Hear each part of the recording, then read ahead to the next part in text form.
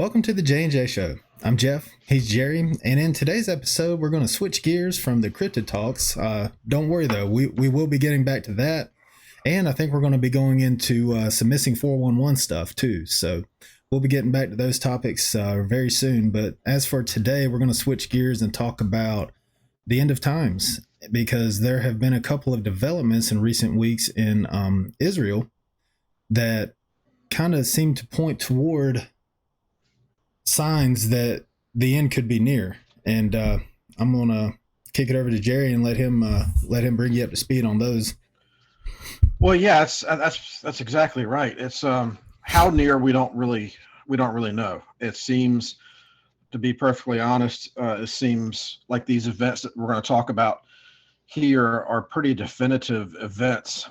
These are not just random, weak indicators. These are things that can be connected directly into hard and fast signs that we look for when the Lord talks about, seeing the end time. And make no mistake that a lot of Christians think that the end times are going to blindside all of us and it will be a complete shock. And there are some aspects of it, like the Lord's appearing, that we do not know the exact time or the day when that's going to occur. But also the Bible makes pretty clear that we will see that day approaching. It actually says that as you see the day approaching. So Christians who have read their Bible and are paying attention and are looking should be very familiar. That they should know. I mean, if you look at the parable of the 10 virgins that were waiting for the bridegroom that Jesus told, all of them were expecting the bridegroom to come. They were all very much aware that he was coming. It wasn't like that they were, going about their lives and all of a sudden they were about to get married. They were waiting and they were watching. And of course, he talks about the oil and whatnot, and I won't go into a whole discussion of that. But there are several things that have happened since you and I have been covering more of the cryptid subject matter that have happened in regards to the end times. And some of these things, I tell you, it seems like I've heard some people who study prophecy saying that back in the 80s and the 90s and the first decade of the 2000s, when they were looking to talk and do shows about prophecy, they had to really scratch and search and dig to find, articles and events that dealt with prophetic signs. Whereas nowadays that it's coming so fast and so thick that you have to just they just leave out, certain things that are relevant because there's so many other things to talk about. I think about Tucker Carlson, who doesn't deal in prophecy necessarily.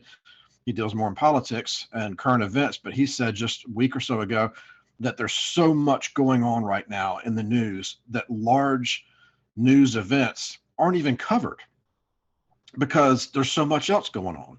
And that's the way it was. I'm not sure if you remember, but after 9/11, I remember seeing, because, they covered the attack on the World Trade Center for weeks straight. And one day, one of the news channels, which back then were a little better than they are now, finally did a special where they covered all these events, these news items that had happened since 9/11 that hadn't even been talked about.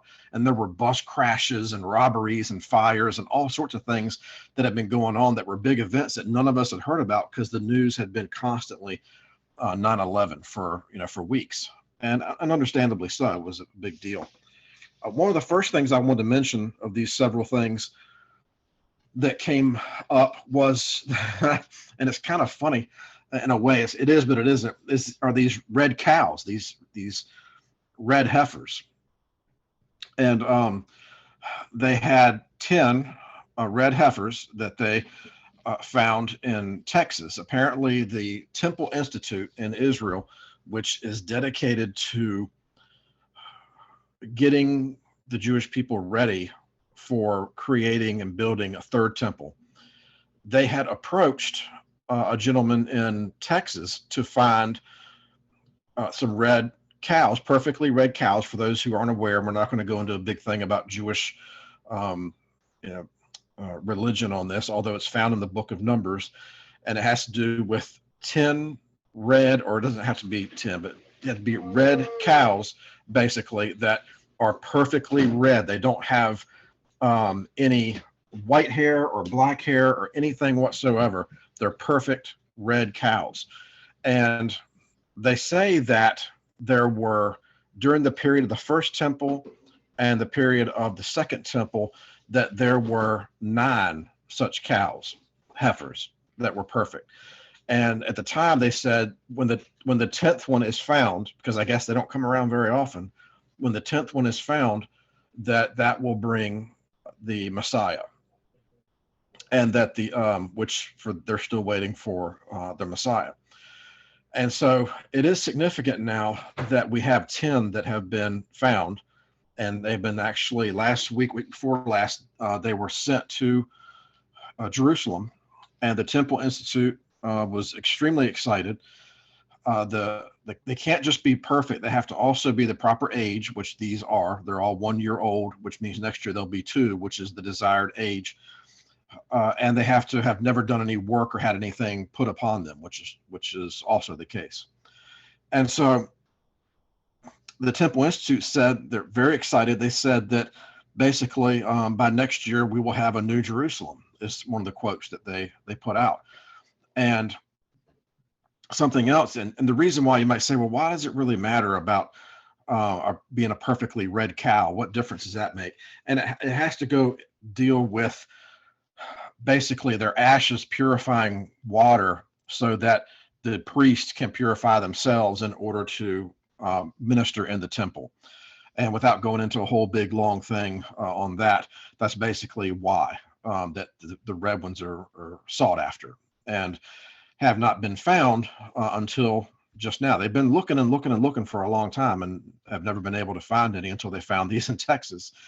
And so some people are saying, well, this is no big deal. It doesn't really matter if they have the red cows or not, because they still don't have a place to sacrifice these cows or to because they can't get up onto the Temple Mount because of the Dome of the Rock.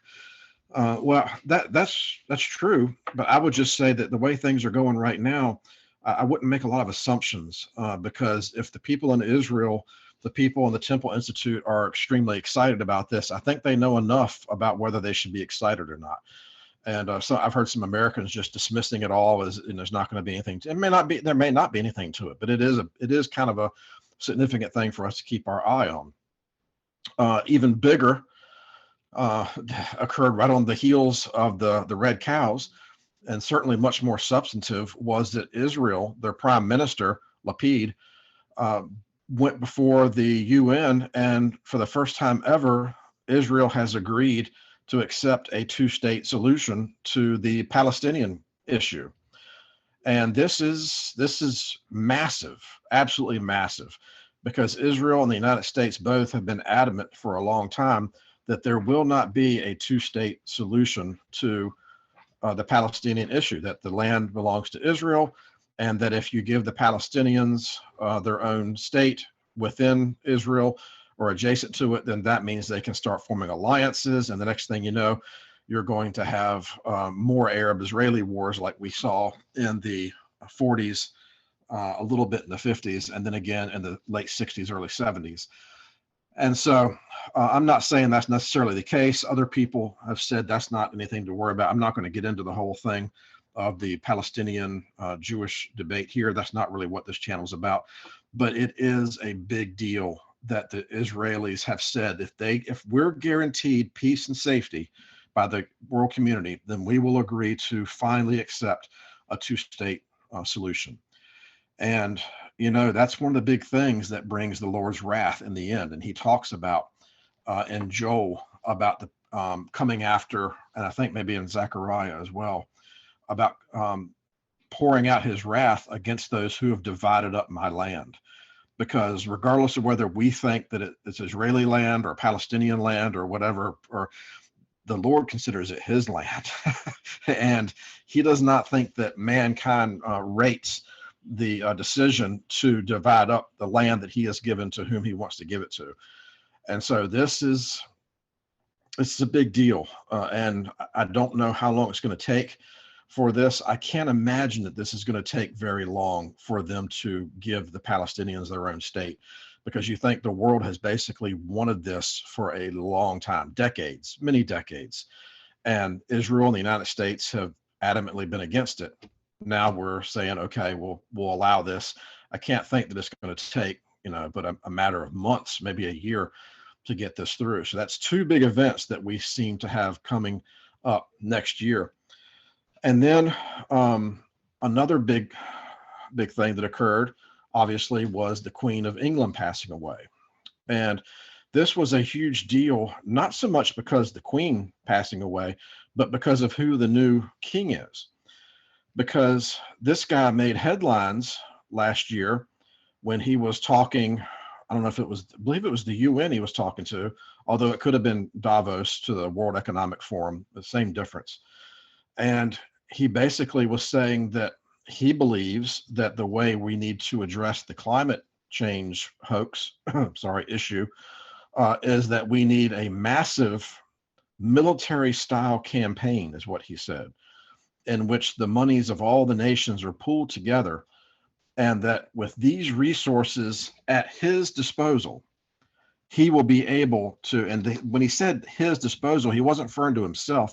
He was referring to some nebulous individual, presumably, that will be picked to be in charge of the world's effort, that would have access and control of these trillions of dollars to battle climate change. This immediately raised a lot of eyebrows all over the place, because here you had the King of England basically saying that he would agree to, that the countries should hand over their sovereignty to a world leader to control all their resources. And this sounds a lot like an antichrist type of a figure. It doesn't take a lot of imagination to see that. And then probably the last, and I'll shut up, the last and most recent was just this hurricane that hit Florida. Now, a hurricane hitting Florida is certainly not reason to expect, Armageddon. We certainly have had plenty of hurricanes that have hit Florida and the Gulf and North Carolina, and they hit all over the place every year. It's not really. But what's interesting about this one is that I personally have heard numerous Christians, and when I say that, probably half a dozen, which is, quite a few, that have been on YouTube in the past year and a half, 2 years, that have talked about, and these were not prophets or anything like that. These were average, ordinary Christians like you and I, saying that they had had dreams in which they saw clearly Florida underwater. And they did not say the entire state of Florida was underwater from Tallahassee to Miami. They didn't say that. They just said that they had very disturbing dreams. And in these dreams, Florida, large portions of it was underwater. And I tell you, as I saw this hurricane, which was one, I guess it's the most powerful hurricane to hit the United States in a long time. And people say, well, that can't be. Katrina killed far more people in this. Yeah, but Katrina, the problem there wasn't the power of the storm. The problem was that the levees gave way and caused massive flooding. And that was, so yeah, the storm did cause that, but it wasn't because the storm was so powerful. This one was more powerful in itself. And so as I saw the footage, the just unbelievable, devastating footage of Florida underwater, it really, it brought home to me that things like this is not a sign that the end is coming, but it is a sign that the Lord is speaking to his people through dreams. Because I know that in I guess it would have been, when did Johnny Depp have his court case with Heard? Was that earlier? That was earlier this year, right? Yes. Yeah, that was this year. Last year, I have it in my journal, I had very distinct dreams about different things in the dreams that seemed to be end times related. And in there, of all things, I almost didn't write it in my journal because it sounded so ridiculous, was Johnny Depp in a court case defending himself. I remember telling my wife that and thinking, that that's kind of odd, but I put it in there anyway. And sure enough, a year later, we had a situation where we have Johnny Depp defending his character on a court case in front of the whole world, basically. And then Amy had a dream about the Queen's death. Now you might say, well, that's not, exactly prophetic when a 90-some-year-old person passes away. Well, that's true, but she When Amy had this dream a year before she died, the lady was in good health, had she already lived 90 some years. There was no reason to think that she necessarily was going to pass away in the upcoming year, and yet she did. And so I think that what we're seeing is that these things that we're seeing in our dreams are not things. The Lord is giving us these things to get us to have faith in our dreams. Not every single dream. You can discern and tell when a dream, if it's a dream about, throwing donuts at people in Blockbuster Video, that's more than likely just one of those crazy dreams that has nothing to.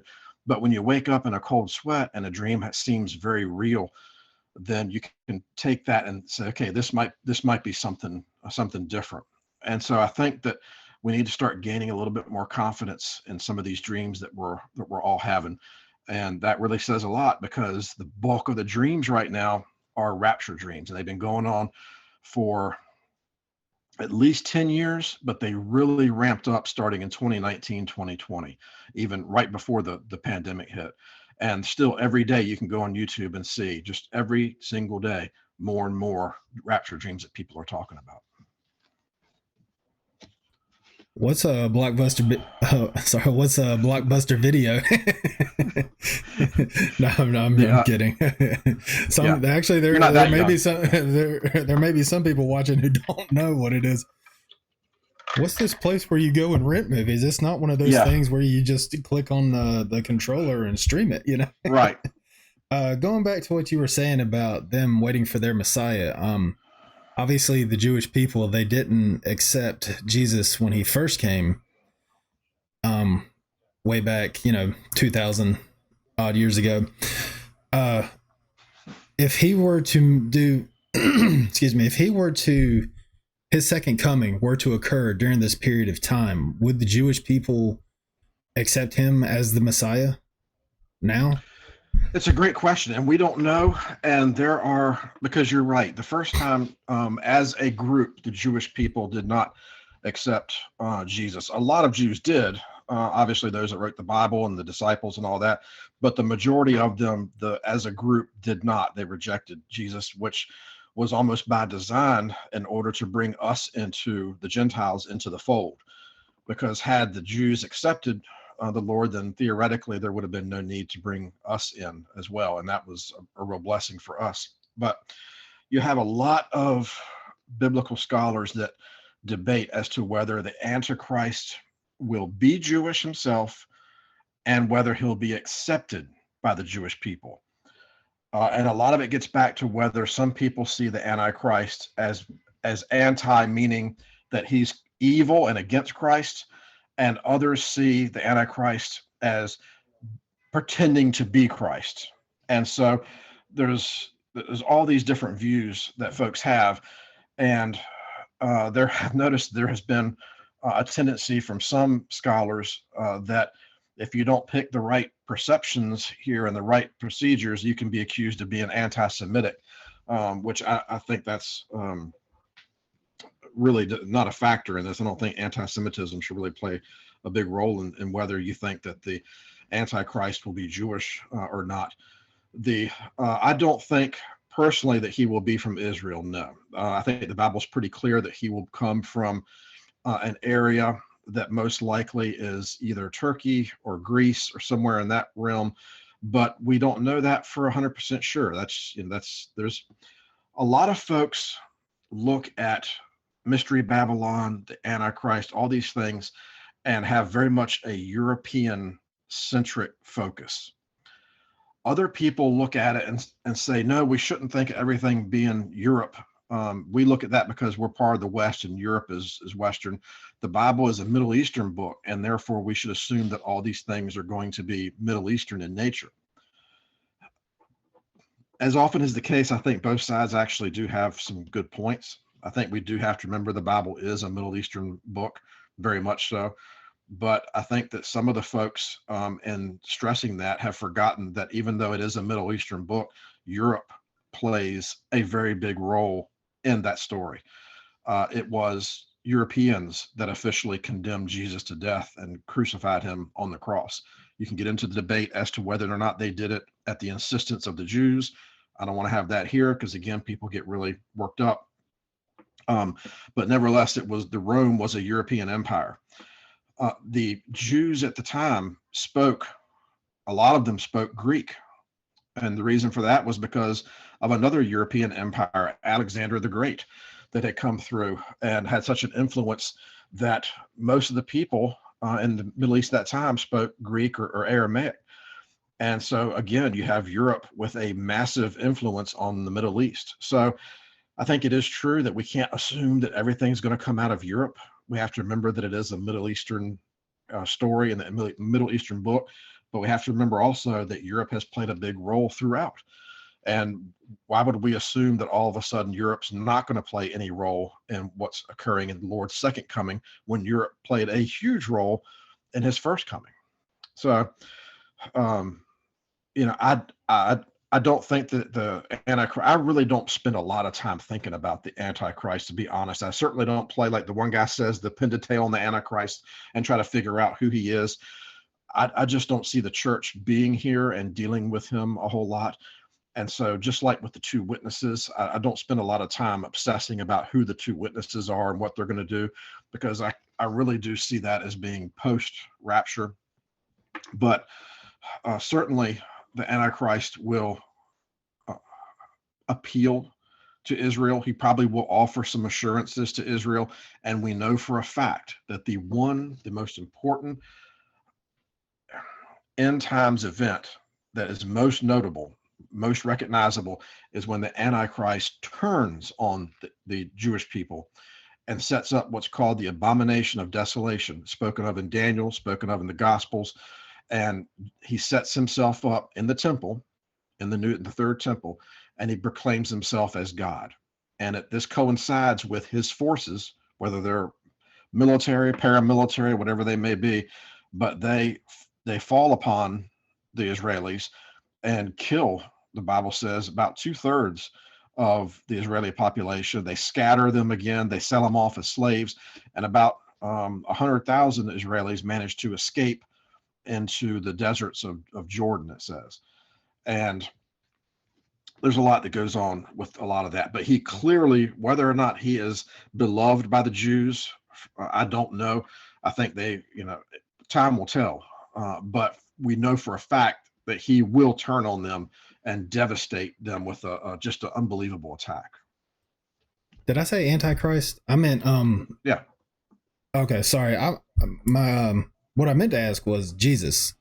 They didn't accept Jesus as the Messiah his first time on earth. Right. Right. If he, they're the cows, the 10 cows, they set up them looking for their Messiah, right? Right. So if Jesus came, his second coming, would they accept him as the Messiah now? If he came during that time when they were looking for their Messiah, I may have said Antichrist earlier, but I was going to ask about him, but I just wanted to ask a question: Would the Jewish people accept Christ now as the Messiah if his second coming aligned with them looking for their first coming of the Messiah? Well, that is what the book of Revelation and the end times is all about, is that the Lord wants to get the Jewish people to finally to accept him. And so the answer to that question is yes, that the Lord's second coming, the Jewish people will see him and recognize him as the Messiah, and they will be restored to that place with him. The problem is for the Jewish people that this occurs at the end of the 7-year tribulation.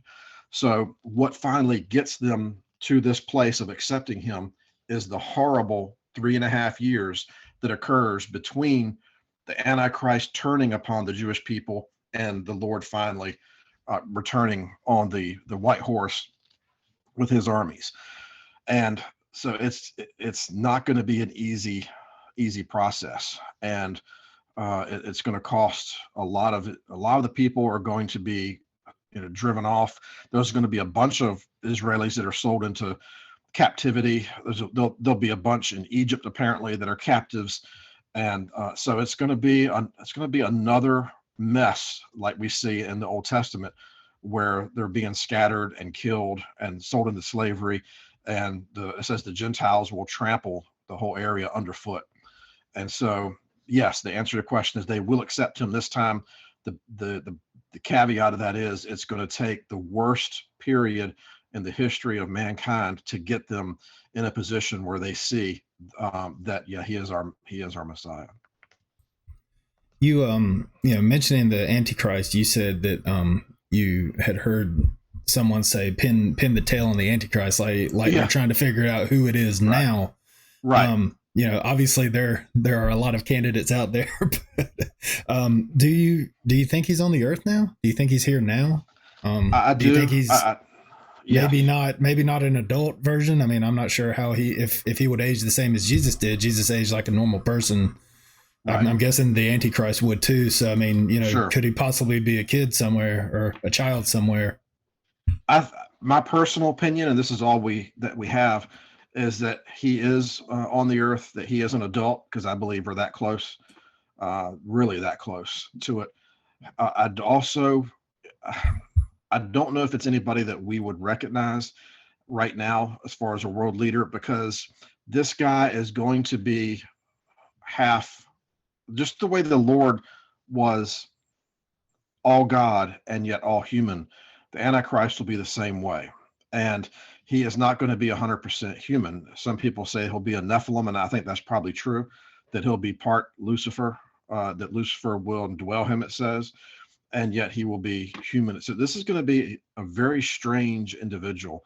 I don't know if I've seen anybody on the world stage right now that's strange enough to really, and of course, we don't know. It could be that he passes himself off as very normal for a while, and the strangeness only comes over time. We have to always remember. We all know the devil's the great deceiver. So if he's the spawn of the devil, then he too will be a great deceiver. Right. Exactly. So, I always try to tell myself that, the first coming of the Lord when he was born ended up looking nothing like what people thought it was going to look like. And so we have to allow in ourselves for there to be a chance that the second coming will also throw us some curveballs as well. So we can't assume that we know every last detail. We can only kind of try to prep ourselves as much as possible for what may come.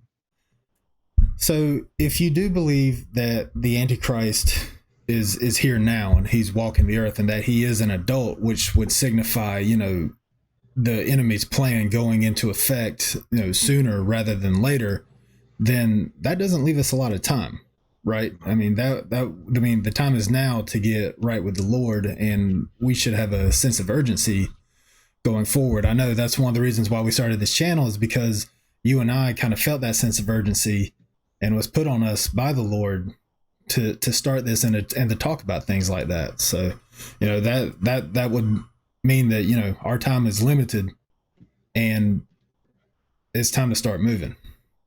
Yeah, it really, it's not like you and I have discussed before. It's not a joke. This isn't a joke.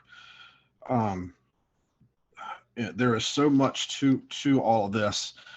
For one thing, the rapture dream phenomenon, like we've mentioned before, is a big deal. Joel 2 talks about that the Lord will send dreams upon his people, young and old. And we've seen that has been fulfilled. It is not something to be blown off, because these people we're not talking about kooks. This has been a massive development that has occurred that never could have happened without social media. And the Lord is speaking to those who are listening. Now, make no mistake, there's plenty of Christians who are good Christians that are not watching because, for whatever reason, whether it upsets them. We've talked about this before. They don't want, and the Lord's a gentleman. He's not going to force himself on the people who aren't wanting to see him. But for people who are aware and are excited and do want to meet the bridegroom, he is talking now, and he's more active, Jeff, than I have ever seen him doing things. When I first heard about it, the whole thing with the numbers, I thought to myself, because I heard somebody talking about numbers and seeing, thought to myself, what is this? And all I can say is the Lord is using numbers, because there's one guy has a show, very good show. I highly recommend it. It's called the 1111 sign. And that number 1111 for several years now, the Lord has been showing to Christians in the most bizarre manners. And even myself had several nights in a row where I was waking up out of a dead sleep. I don't know if I've mentioned this on this channel yet or not, and I wrote all this down because I've never had anything like this happen before.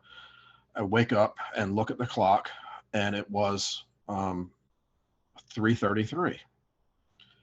I thought that was, okay, 3:33. It's the only thing I saw. And then the next night I woke up and it was 2:22 that I saw. I thought, boy, this is really odd.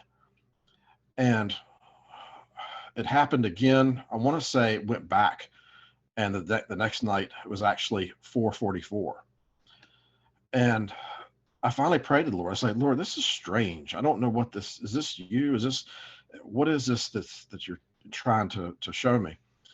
And I prayed that, if this was of you, then show me the ones. And thinking that if it was of him, and I don't usually do that. I don't usually tell the Lord, if this is of you, then do this. I've never really, as you become a more experienced Christian, you don't play that game like where you open the Bible and point your finger to the book. You don't. But this was so different. I've never had anything like this before. And so the very next night, I woke up and I out of the blue, and I'm literally awake, and I said to myself, I'm going to look at this clock, and Lord, if this what I think it is, then I'll know that this is of you, and this is a warning that times. I rolled over and looked, and the clock was 1111, and I could not believe it. I just couldn't. This was not a coincidence. The chances, I ran the numbers on the chances of seeing that every single night, and how many times that it's pretty low, the chances of seeing. And since then, I've seen this a bunch of times, and Amy has as well. It's and it's not just me, it's lots of Christians. Like I said, this channel is called the 1111 sign. And when I had this happen, I'd never even seen his channel before. I didn't know about the 1111, but he had the same thing happen with him. Things like this are going on. The Lord is telling people that the time, and in the dreams, speaking to people, he's telling people that he is not joking, that the time is very short. He wants to warn people, the lost. He's given the lost, he's giving them every opportunity to get on this boat, to not be left behind. And there is mixed results. For the most part, there are people getting saved right now. And it's amazing how many non-Christians are seeing the handwriting on the wall. I think some of the non-Christians are more in tune with what's going on than some of the Christians are. Because I hear non-Christians all the time saying, what's happened to the world? What is going on? Who set the world on fire with all this craziness that we've never seen anything like it before? And I've heard Christians come back and say, oh, it was like this in the 80s and nothing's really changed. I lived in the 80s. It wasn't like this. I mean, yeah, we had issues. You've always had issues. But the thing about right now that's different is it's just one after another, after another, after. You cannot catch your breath, and it's just like birth pangs, which is what the Lord said it would be. It's not, they aren't spaced out with years in between like it used to be. They're unrolling, upon each other like waves on Fort Myers, last week. I mean, it's just one after the other, and they're getting closer together. And if the Lord delays very long, then it will look like he's been teasing us. And we know he doesn't do that. So he has really put himself out there with all these warnings and with all these dreams and with the things that he has spoken and the things that are happening in the world. And what's really important, Jeff, more than anything else, and I'm not smart enough to have come across this. It was another guy on YouTube that really, it just hit me like a ton of bricks. That Jesus tells us in the Bible that when you see all these things happening, then you'll know that I'm right at the door. And that's what we have now. It's the convergence of all these. It's not just one or another. It's all of them at the same time. That's so impressive. And that's what the Lord told us to look for. And so I'm 100% convinced. Can I tell you it's going to be in 2022? No. 2023 has felt like a big year to me when the Lord first awakened me to all this in September, late August, September of 2020. I felt like we had at max 5 years remaining. And so we may, I don't know how many years it's left. I don't see it being 10 years at all. I really don't. Now, I don't know. I'm not sitting here saying, I'm not saying thus says the Lord, he's going to return in 2 years. I'm just going by what he's telling us and mirroring that with what we're seeing on the world stage. The world right now and world leaders are ready for a one world government. They are craving it. Not so much the Middle Eastern countries, but the European countries are craving a one world leader to theoretically do battle against the climate change, but in reality to take power and to get power consolidated under their own control, where they can control the people. And if you look around and see the things, you and I have never done a show, Jeff, where we went through and listed all the problems and all the signs, because we figured that people didn't want to tune into a channel where they just hear about all these bad things. So we haven't really gone through item by item and listed out all the things, but they're there, and they're there in abundance. And so I'm thoroughly convinced that it's upon us. And I've heard a lot of Christians lately take that back. I've heard a lot of people lately refer to themselves as Christians, and which, I'm not the judge of all, but I do know this: if you do not have a relationship with Jesus Christ, you are not a Christian, period. Doesn't matter how many times you go to church, doesn't matter what the name of the church is you go to. If you cannot say that you know him and that he knows you, you're not a Christian. And if that is the case, you will be left behind. So take your denominations, take all the other stuff, and good thoughts, happy feelings, whatever the case may be, none of that matters. Do you know? Can you say? Because I know Jeff can sit right here and say, oh yeah, I know him. And he knows Jeff. I can say the same thing. Oh, I know the Lord. Yeah, I do. I know the Lord. And he knows me, warts and all. Absolutely. We talk every day. Yeah, exactly. But I tell you, there's people out there who are saying that they're saying that they're Christians. I'm glad they want to be, but they're deceiving themselves if they don't know him. And it doesn't matter whether I don't care if, it's not a matter of saying, well, I'm a missionary. That doesn't, or say I'm going to be a missionary, or I went to Bible college. None of that matters. None of that matters. What matters is, do you know his voice? As far as, I'm not saying you have to have heard from him to be a Christian, because it takes a while to get to the point where you hear from him. But does he know your voice is really what's most important. Does he ever hear from you? Or is it just when you have some sort of an emergency that all of a sudden, you pray to the Lord and ask to be bailed out, and then you forget about him once he brings you out? Because that's not having that's not how a relationship works. That's called being a user, basically. So I'm getting carried away here. I need to be quiet and let you weigh in on some of this. Well, maybe the fact that non-believers and non-Christians are noticing, they're more aware of this. Maybe that is God's way of trying to get their attention, to let them know that time is running out, to let them know that they need to get close to him now.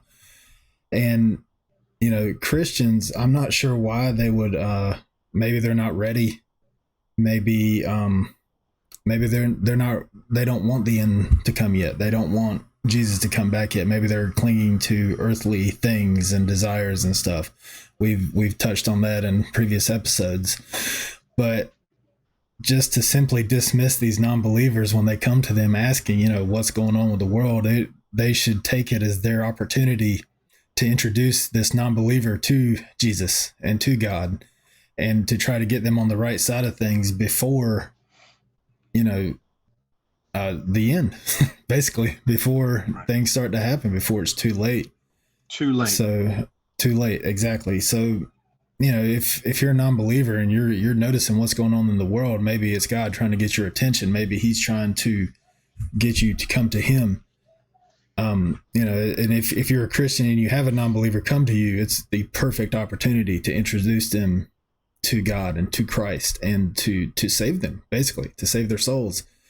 Because it's when it starts to happen, I don't want to say it's going to be too late, but we've talked about this before too, how it's going to be very, very hard to be saved during the tribulation.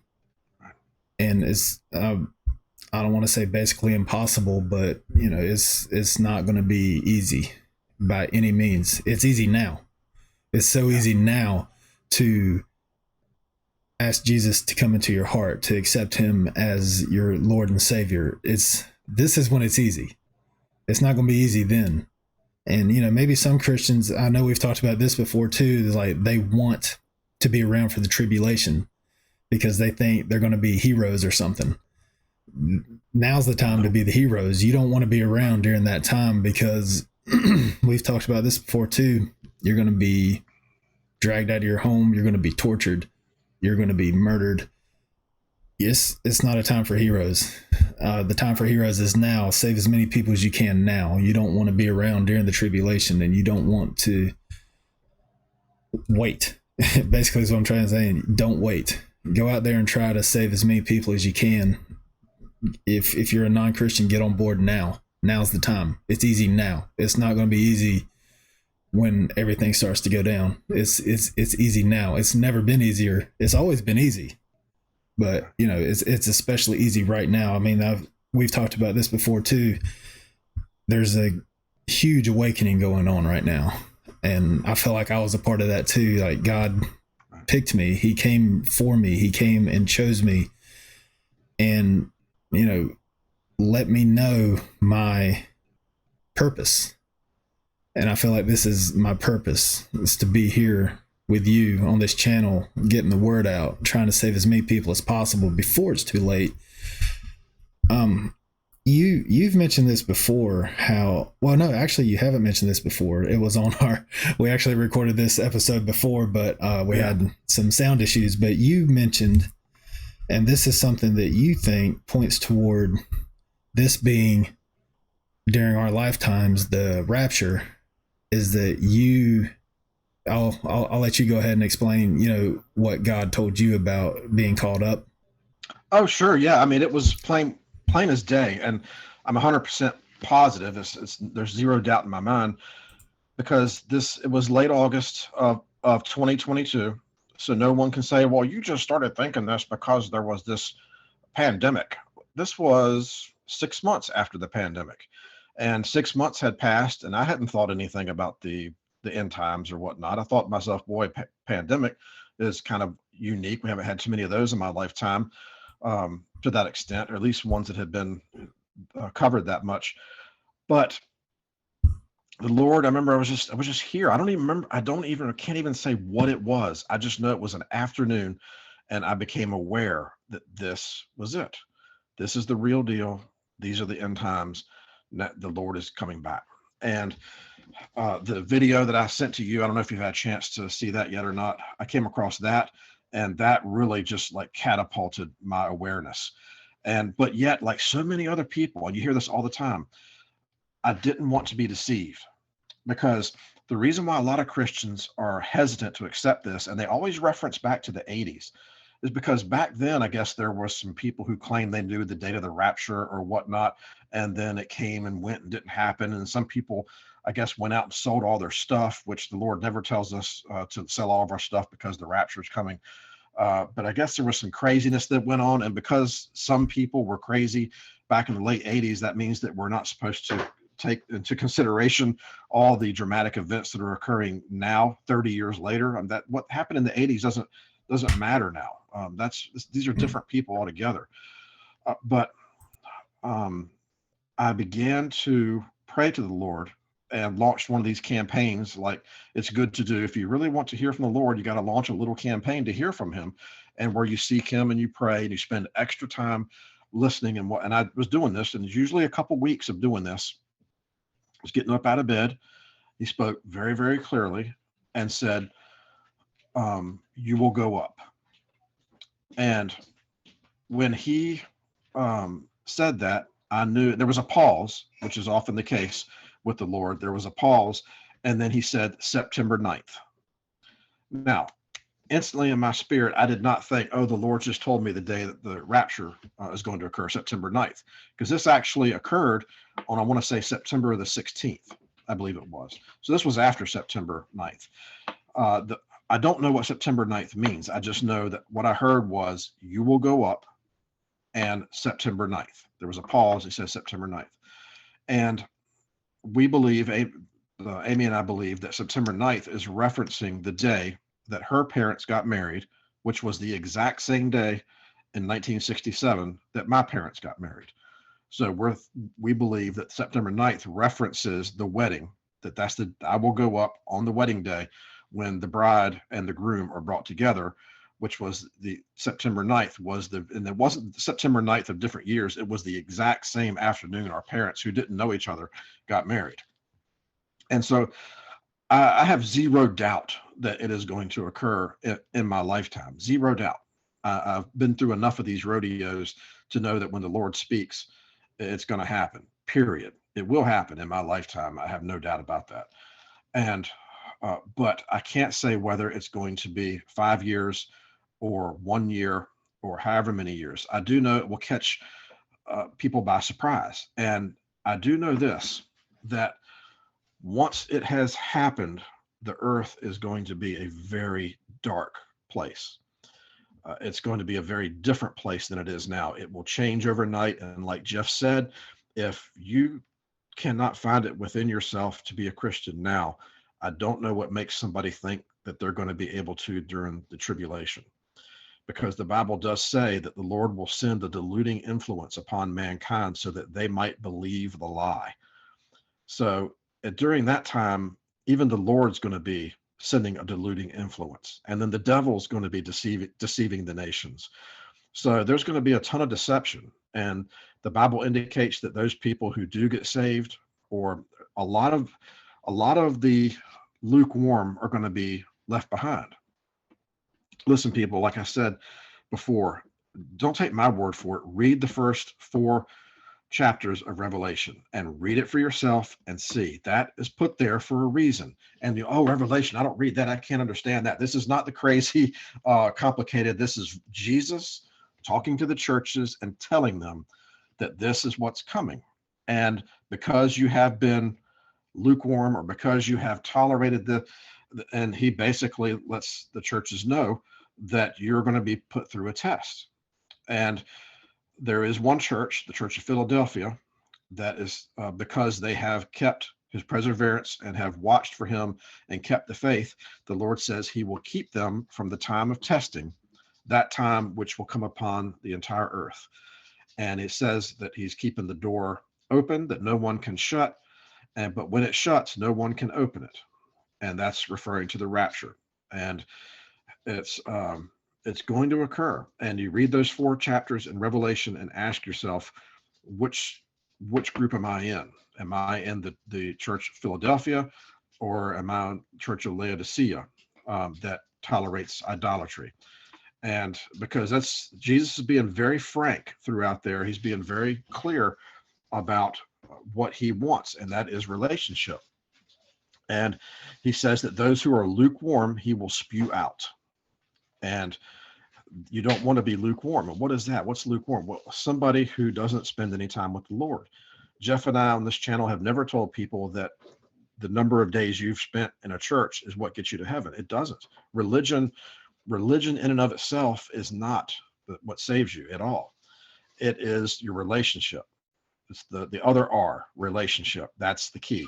And relationship is maintained primarily, as we've always said, through reading the Bible and praying to him. Those 2 keys. The other stuff, I don't tell people not to go to church. I go to church. I think it's very important. The Bible says, do not neglect the gathering together of the saints.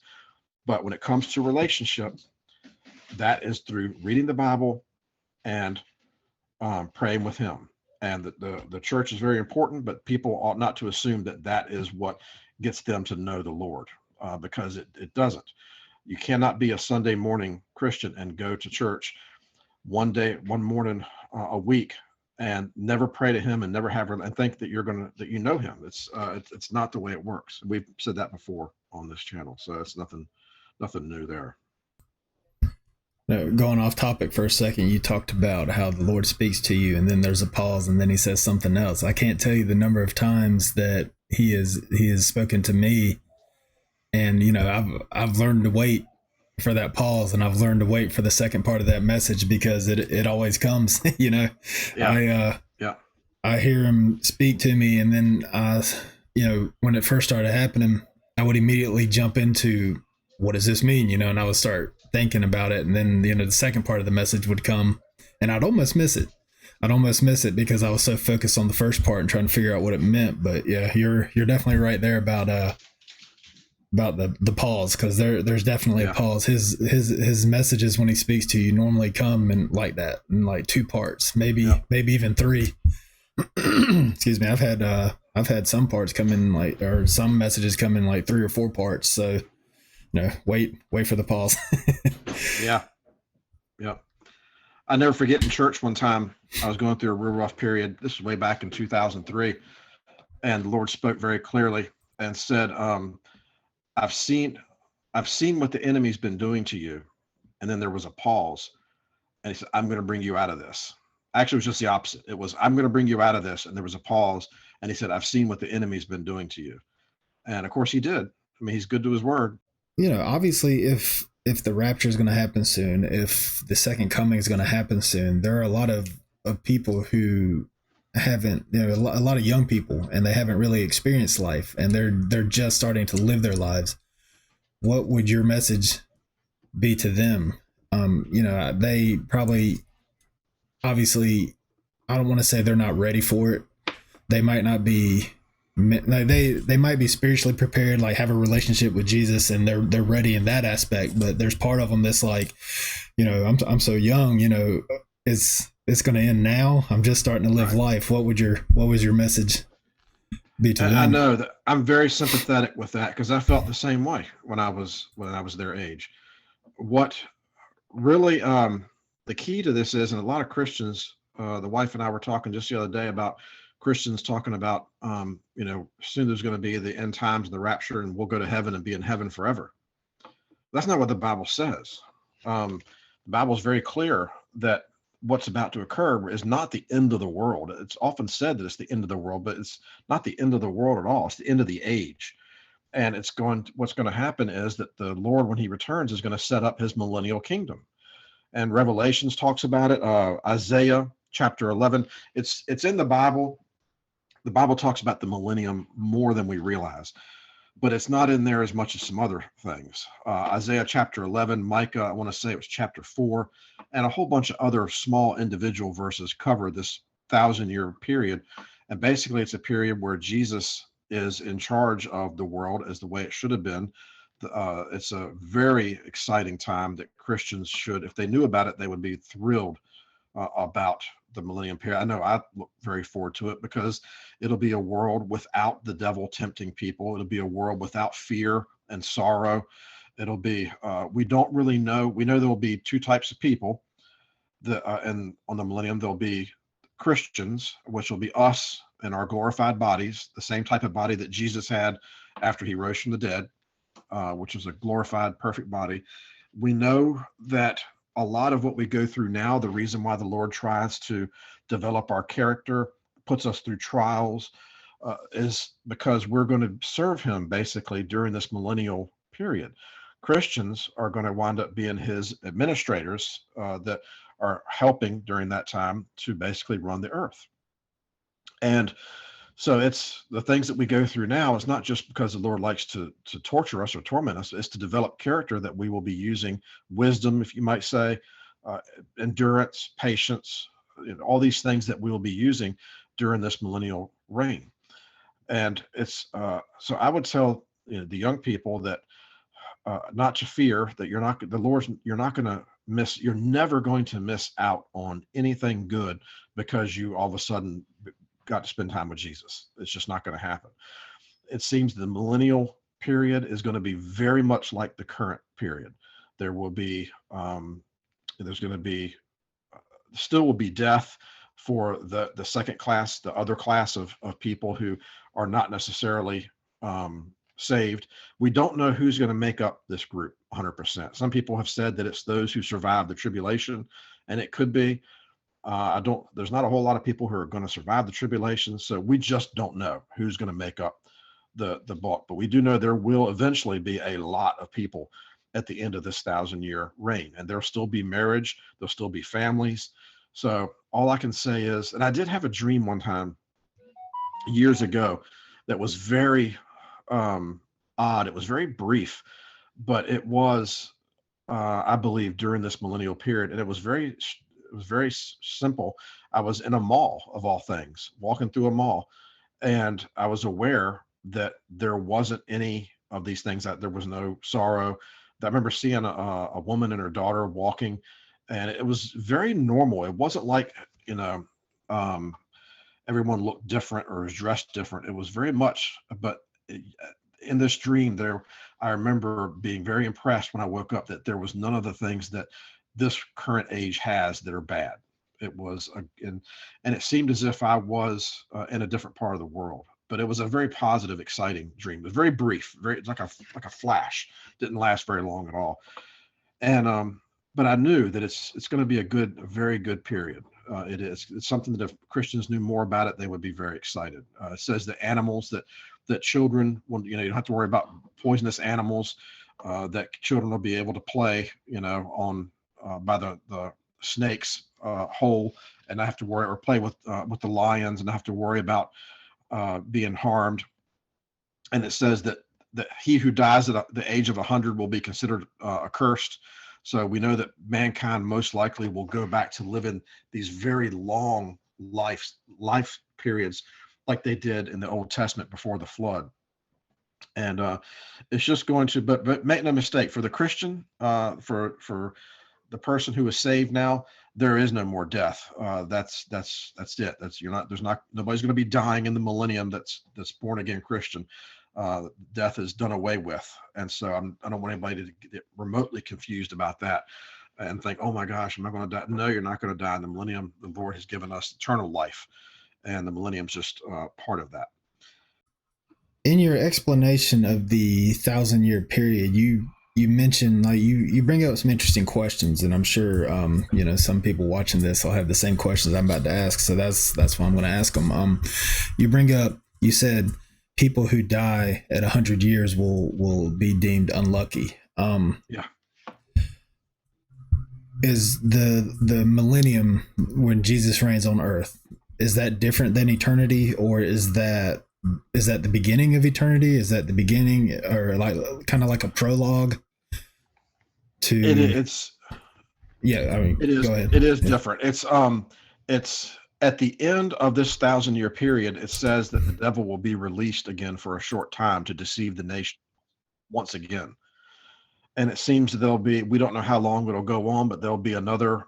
And it seems very clear that the reason that the devil is released again is because all these people who have lived during the millennium have lived in a time when Jesus reigned and Jesus controlled everything. So they really haven't been able to make that choice the way that you and I have, and others, because they've been able to see him. So there's issues there that have to be addressed as to whether they have free will or not. Free will is very important to the Lord, and you have to choose the Lord.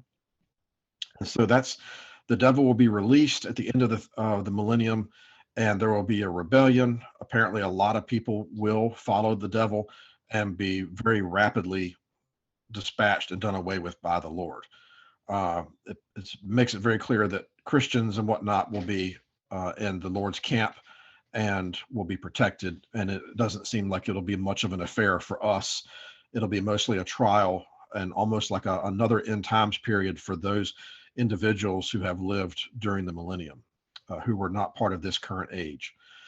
And so it's the details on this are kind of sparse. It deals in generalities, and the reason for that is because the Lord doesn't want us to focus on that age, because we're still in this age.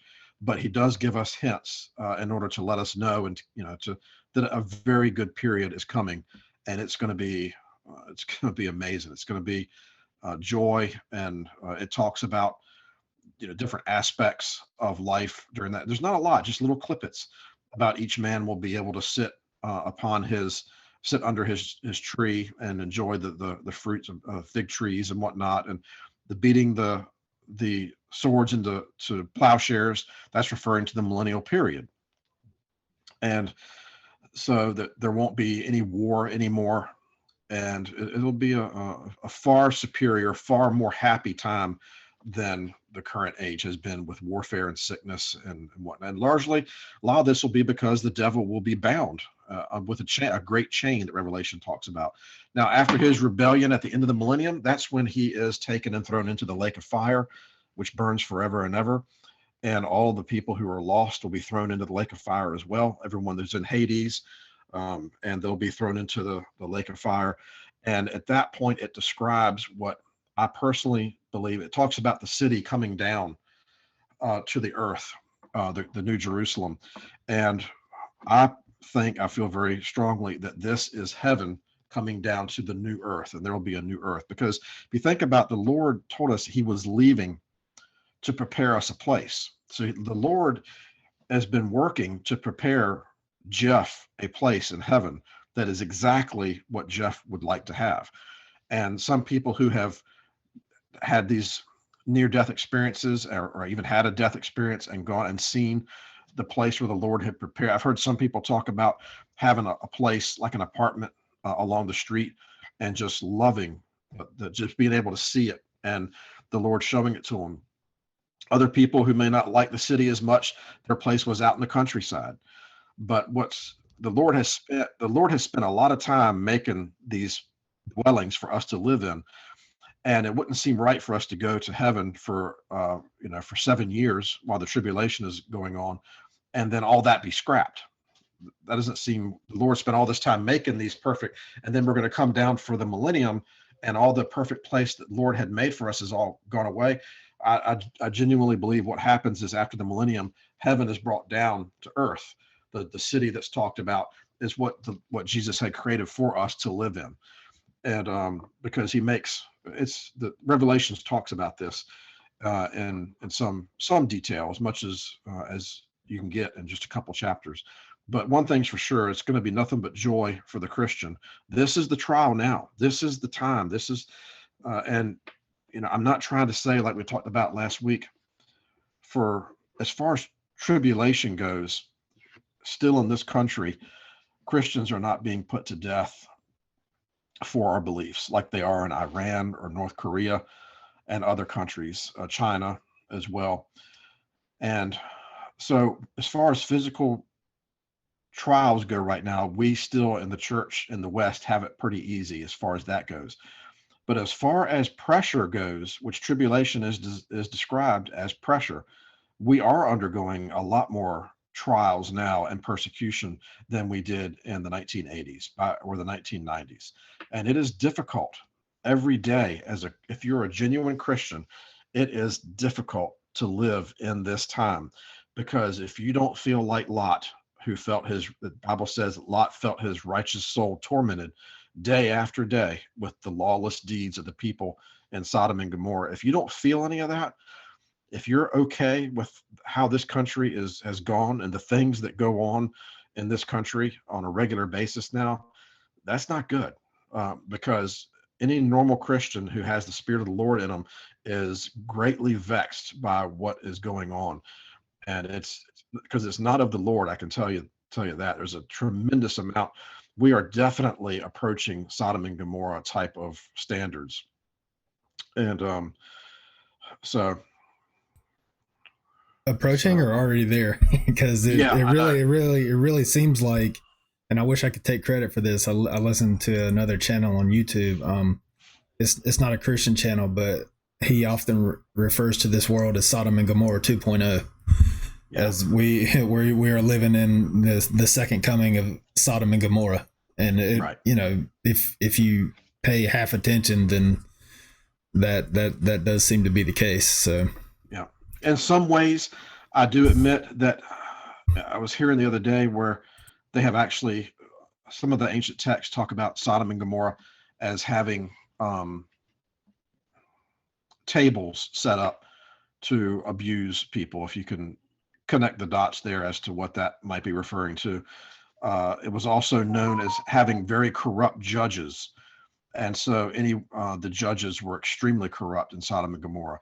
They had um, a lot of problems. So in some ways, the proportion of evil people in this country right now, I do not believe is as bad as what Sodom and Gomorrah had, because Sodom and Gomorrah was almost exclusively evil, wicked people. We're certainly not there yet. However, our deeds and what we tolerate and what we're able to do in some ways is worse than what Sodom and Gomorrah. So you can make that argument both ways, and I've heard it made both ways.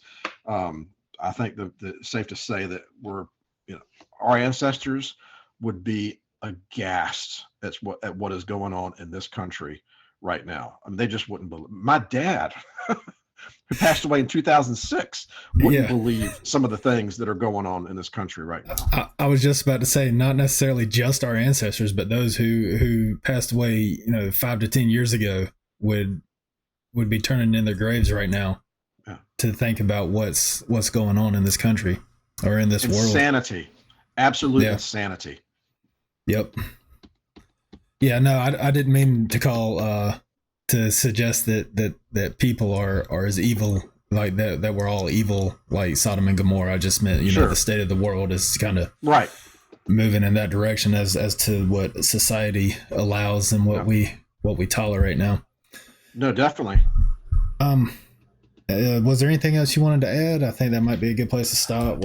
Yeah, that's pretty much it. Just that we can't warn people enough. All we can do is warn folks that the time, and it is hard to envision. It's one because this has never happened before. We've never had in our lifetime, or even century. We've never had an end of an age like is what's coming. This is new territory for all of us. So in some respects, it does seem difficult to envision it occurring. And I think that's why the Lord is being very forthcoming with all these different warnings. And he's not being quiet. He's not being withdrawn. If anybody's, from what I can tell on these YouTube channels, these people, if anybody who's asking for a rapture dream or for enlightenment from the Lord is getting it. You're not having to fast and whatnot. You're asked for a rapture dream. Some of these people are getting it the very night that they asked for these rapture dreams because people are curious. And rightfully so. This isn't something to just be blown off, because I'm just want to warn people, if you blow these warnings off and you think that it's just a lot of bunk, you're liable to find yourself here on a very dark day all of a sudden. And with there being, put it this way, Jesus says that it will come upon them like a trap suddenly, and they will not escape. And I think about those iron jaws in the cartoons that would just slam shut, and there's no escaping that. And it is coming. There is no doubt that it's sooner than we think. We've heard that from many different people who've had dreams. The Lord has told them He's not joking around. This is not a drill. This is the real thing, and it's going to happen. And those who blow it off, and I understand. Listen, science, the media, Hollywood, the government, they don't allow for anything like this. They just don't. They try to keep people in a state of ignorance, because that makes them easier to manipulate and control. So, but I would not rest my eternity upon what scientists and Hollywood have to say about reality, because they're not very well plugged into reality. So I just really want to plead with people, if you're hearing this, and the worst case, give the Lord a chance. That's what Jeff and I told to these witches, literal witches we were witnessing to not long. Give the Lord a chance. Just take 2 months and seek Him. What's 2 months? What's 1 month? Take 1 month and say, I'm just going to seek the Lord. I'm going to pray and see if this thing is real, and you'll be surprised. And then if it's not real, you can just go on your way. But when you find out that He is real, you'll have met your best friend, and something that will change your life. I tell you, Jeff, I'm sure you're aware, there is really some amazing people getting saved. Some of these young Christians right now that are on YouTube, if they don't inspire, I don't know what would. I mean, these people are just, some of them were really bad people doing some. There's one young lady, I mean, she was just, I think she threw fake blood at people in Washington, D.C., and she did all kinds of horrible stuff, and she got saved in a hospital. An angel came up, and she eventually got saved, and she's just the sweetest personality now. And it's really encouraging to see these people. The Lord is still saving people, still to this, and He will be right up until the door is shut on the ark. And so it's like you said earlier, there are people that are there is a little bit of a revival going on. And I've heard Amy was talking that one of the Zambia country, there's a massive revival going on right there now in Zambia, just thousands of people being saved in mass. And so the Lord's still saving people. He still is. Well, it's like you just said. Give it a chance. Give it a chance. Sit down and pray. Talk to Jesus. Because we could sit here and talk until we're blue in the face trying to convince you, but in the end, God gave us free will and a choice, and it's your decision, and you have to choose to accept Jesus. You have to choose God, and why wait? Why put it off? Why be, oh, there's time?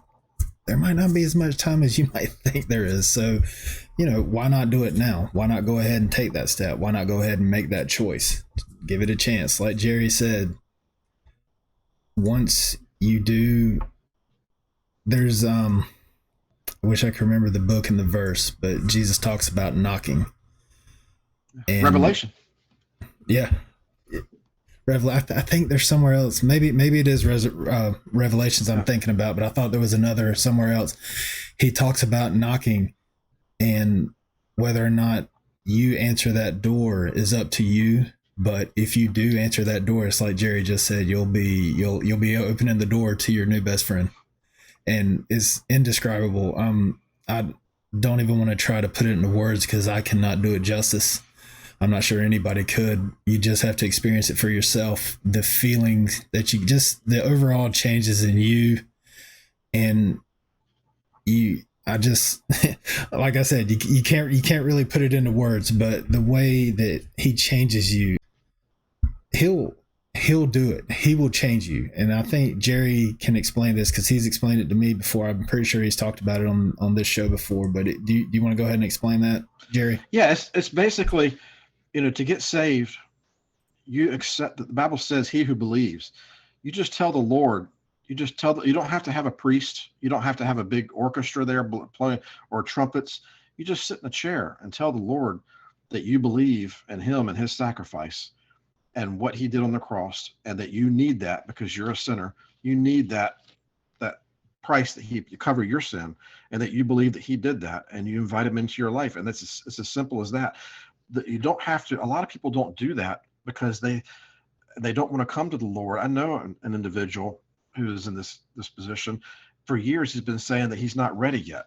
I'm not ready yet. I'm not good enough yet. You're never going to be good enough. You're never going to be able to change yourself enough to become all of a sudden good enough for them. It's not how it works. You just come to Him and accept His offer, and then He will slowly begin to change you Himself. Just knowing Him will change you. You might think, well, I don't want to be changed. Well, He only changes the stuff that it will improve you. And He's very gentle about it. He's very patient. He's not just going to start beating you over the head with a sledgehammer or embarrassing you in front of large groups of people. That's not His way at all. It's a very, very gradual process where He will show you, okay, wouldn't it be nicer if this were to occur? And He'll lead you through it. It's very, you don't have to worry about what you can do to make yourself better, because you really can't do it yourself. And like Jeff said before, he brought up a really good point about, take out the end times equation out of all this, as far as not being guaranteed tomorrow. We're going to talk probably next time about the missing 411 phenomenon. And this is a phenomenon that is filled with people who have left out to go for a hike on a beautiful day, and they didn't know it was the last time they were ever going to see the sunrise, and they were gone. So we're not even guaranteed. Forget it. I mean, for a second, don't even consider the end times or the return of the Lord. Just day to day. I mean, there's people I've thought about recently that have been killed in car accidents in our area recently. And I think to myself, or like I mentioned last time on 9/11, the one thing about September 11th that really always got me is all those people got up that morning on September 11th, 2001, and went about getting ready to go to work like they always did. None of them knowing that by lunchtime or shortly thereafter, they'd be dead. We're not guaranteed tomorrow, and that's all it takes. The Lord is, you know, he's paid a very heavy price to pay your way. And if you refuse to accept the heavy price that he paid because you don't want to be bothered, then you can't expect him to just fling open the doors of heaven for you if your life comes to a sudden end, because he's not going to do that. Because like we said a long time ago on this channel, he cannot accept you into heaven without that payment, because he cannot have sin in his presence, because he's righteous. The only way that he can allow you to come into his presence, into heaven, is if you are covered with the blood that his son shed. And it's not just because he's a hard case or a stickler. It's because he cannot be, being righteous, he cannot be in the presence of sin. He just can't. And the only way for you to remove that sin is through the blood of Jesus. That's why he set it up the way he did. It's not just a mean game you have to play. It's the only way that you're going to be, and me too, and anybody, not anybody. The only way we can gain access to that realm, to heaven, is through the blood of Jesus, and that's the sacrifice that he paid. He also says too, Jesus, come as you are. And that's another point toward, not having to change yourself before you come to him. Come as you are. Come as you are. That's how my story began. I was living a sinful life, and actually God came for me through you, actually, Jerry. You were the catalyst that he used you to get through to me, and in turn used me to get through to you. And, that's right. He took me as I was, and you mentioned the gradual changes. It's like I'd wake up one day and just realize that certain habits or certain things I didn't do anymore, and I didn't miss it. And I just, excuse me, it's not like you said, he didn't come in with a demolition crew and just, completely reconstruct me in one day or 1 week. It's a gradual over time, and sometimes you don't even notice, but then when you do notice, you eventually do notice these changes. It's like, why didn't I do that sooner? Why didn't I leave that behind sooner? I wish I had noticed that sooner and eliminated that from my life sooner. And it's a very painless process. It's just perfect. It's the perfect way to do things. It's like you wake up and you realize that you've left certain habits behind, and you don't miss it. You don't miss certain habits, certain behavior, certain things that you used to do before. You don't miss it. And it's completely painless. Like you said, gradual. It's a gradual thing that happens. And make no mistake, walking with the Lord and having a relationship with him changing you is just a small part of the relationship. The best part of it, the biggest part, is him guiding you through life. And we were talking today at lunch about some individuals that we know that did not consult the Lord when it came to selecting their spouse, and they have paid a heavy, heavy price for that, for choosing themselves, because they chose wrong, because they didn't consult the Lord, and their lives have basically been ruined. And they live almost like hunted people, because they're hunted by their problems.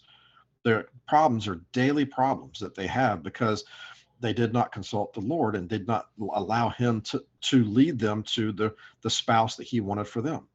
And so the best part of walking with him is him guiding you around problems, sometimes through problems, getting you through.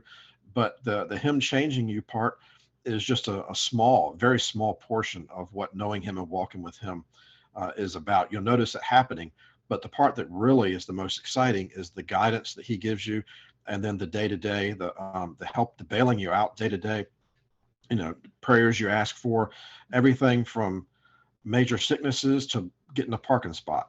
It can be as simple as, I was fishing last week and I got into a bind getting the boat up on the trailer. I just said, Lord, I'm going to need your help here, because this isn't going good at all. And sure enough, I managed somehow to get that boat on the trailer, despite everything that was going wrong. And I just can't imagine living through life and not having him to call on in that situation. I remember one time I was going through a drive-through with my boat, and I guess they had added in a curb that they didn't have before, because I went through the drive-through fine. And next thing I know, I'm in this drive-through with a boat and trailer, and not able to get through. And I remember thinking, Lord, if you can get me out of this, and somehow I don't know how I got that boat and that trailer from that drive-through, but we did. And it's just things like that. He probably chuckles at us a little bit and is like, how do you get yourself into these messes? But that's part of what having the relationship is about, and he wants that with everybody. The relationship that he has with me is not satisfactory to the Lord. It's not so fulfilling that he doesn't want one with Jeff. Jeff is unique.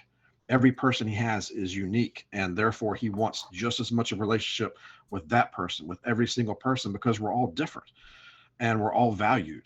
And so there's no way that my relationship with the Lord can make him feel, okay, what doesn't really matter about Susie then, because I have a relationship with Jerry, and that makes up, that's not the way it works. He still desperately wants a relationship with Susie as well, with all of his children, because that's what we are. We're his children. It's funny you mentioned him having a sense of humor. I definitely think he does have a sense of humor, because there'll be sometimes something happens and I'll just stop and I'll smile and look up and just have to chuckle because, I feel like he's chuckling with me. But yeah, I definitely feel like he has a sense of humor. He does. But because he's so righteous, he never shows it. You don't see one hint of his sense of humor really anywhere. And that's appropriate, because with all the suffering and the misery and the tragedy in this world, it would not seem right to be seeing the Lord laughing or joking, or it would be very inappropriate. So he has kept that, and he doesn't, because I know it grieves him what goes on, but it's there and it will be revealed to us. When we're close to him, like you say, we do encounter it now and again with us individually about funny things. Sometimes he says funny things, like we've said before, and I'm not sure if he's trying to be funny, but we realize later on that it's funny. Little things that I never will forget the one lady talking about the Lord told her to go up and sit in the front row because he wanted her to give a word to the church. And she was hesitant and said, well, Lord, somebody's sitting in that chair up there on the corner. He told her, she said, he said, well, then ask them to move. And it was the funniest thing, because it was just like, the way he talks to us, the way we talk to ourselves sometimes is hilarious. And because we don't think of him being like that, but he can be very direct at times. Well, if we're made in his image and we have senses of humor, and we're funny, and then I definitely believe he does. Yep, for sure. All right, well, we're starting to run a little long here, so I think that's where we're going to stop this episode. We don't do this unless there was something else you wanted to add before we close out. Excuse me. We don't do this for the likes. We don't do this to get as many viewers as possible. We're definitely not trying to be YouTube famous or make as much money off this channel as possible, or make any money off this channel. That's not our goal. Our goal is to pass along the message that God gives to us to pass along to you. And, the things we talk about on this channel aren't going to be things that, we will talk about some things that you will hear in church and that you will hear other places, but we're going to talk about some things that we feel like aren't getting out there, that the messages aren't getting out there, and that God has put on us to talk about. Obviously the cryptids being one of those things, because that's one of the things that's a little farther out there than what normal Christians talk about on a day-to-day basis. But it's not all going to be that strange and mysterious. Right. There are, like, the end of times here, like this episode. We feel like God's put this on us to talk about. He's tasked us with this to relate to you. So these are the types of things that you'll find on this channel. If you're a new viewer, if we get 1 million subscribers, that'd be great, because that means we're getting the word out. But that's not our main purpose. That's not our main goal here. It's just to pass along the messages that God gives to us. Next episode, like Jerry said, we're going to be getting into the missing 411. So definitely, that's definitely some bizarre and interesting things there, and it'll definitely, if you like the mysterious stuff, that'll definitely get you'll definitely get your fill there. So be sure to tune in for that. Thank you for watching this episode, and we'll see you at the next one. God bless.